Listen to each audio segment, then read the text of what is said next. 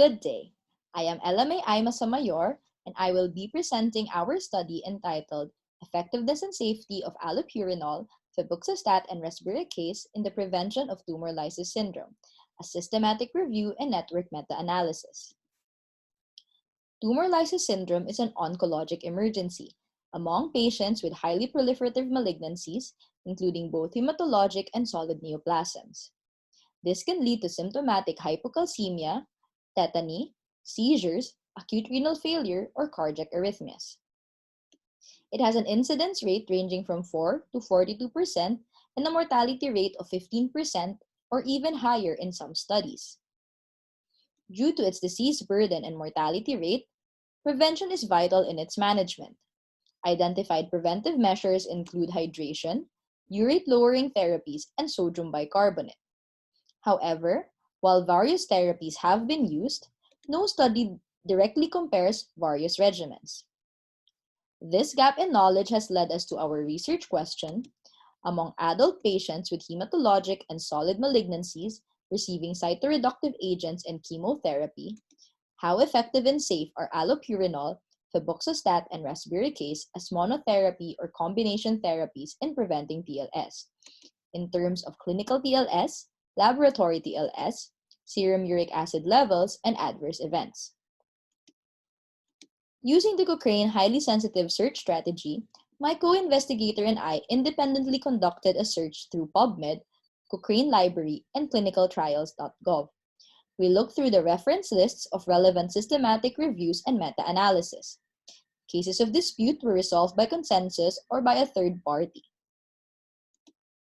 We limited our search to adult patients with both hematologic or solid malignancies. Allopurinol, febuxostat, resveratrol as monotherapy or combination therapies at any dose, form, or frequency were assessed. Other interventions, namely hydration with crystalloid solutions and sodium bicarbonate, were included as indirect comparators.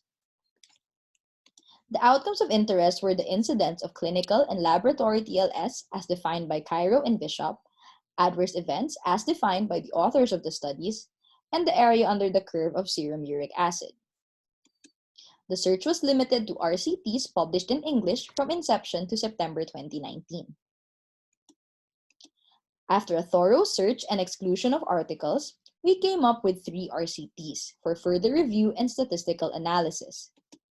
Using the Cochrane risk of bias tool, we deemed that the studies have an overall moderate risk of bias because of a high risk of performance bias and an unclear risk of selection bias in 2 studies.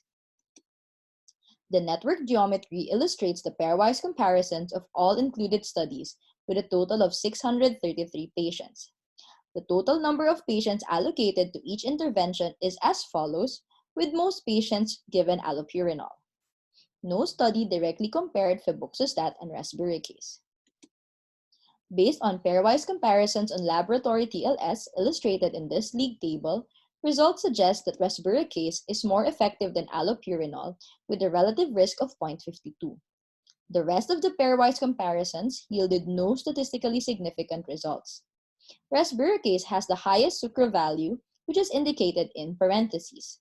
Thus, it has the highest probability of being the best intervention, followed by resveratrol in combination with allopurinol, febuxostat alone, and allopurinol alone. For clinical TLS, all pairwise comparisons were imprecise and therefore inconclusive. This result may be due to the limited number of patients enrolled in the study, an observation that was also noted by the authors. The sucra values among the 4 interventions are very close to each other and are very far from the 100% value. While ranking these interventions based on the available data is possible, this ranking should be interpreted with caution. For the area under the curve of serum uric acid, the smaller the area under the curve of the treatment compared, the lower the serum uric acid level through time. For this, 4 pairwise comparisons were shown to be statistically significant. Resveratrol is superior to allopurinol alone, resveratrol is superior to febuxostat alone, and resveratrol in combination with allopurinol is superior to febuxostat alone or allopurinol alone.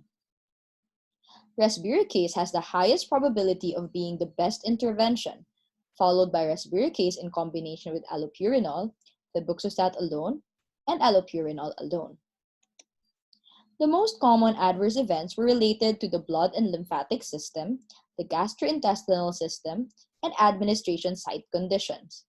Drug-related adverse events were heterogeneous and had no standard criteria for reporting among the studies.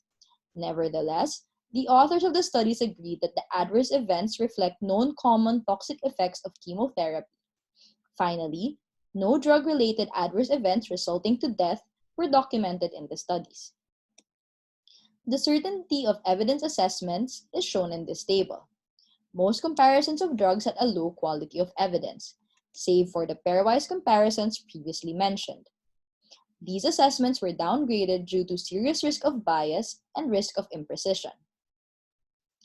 In conclusion, this network meta-analysis suggests that resburicase is superior to the combination of resburicase with allopurinol, febuxostat alone, or allopurinol alone in terms of incidence of laboratory TLS and area under the curve of serum uric acid.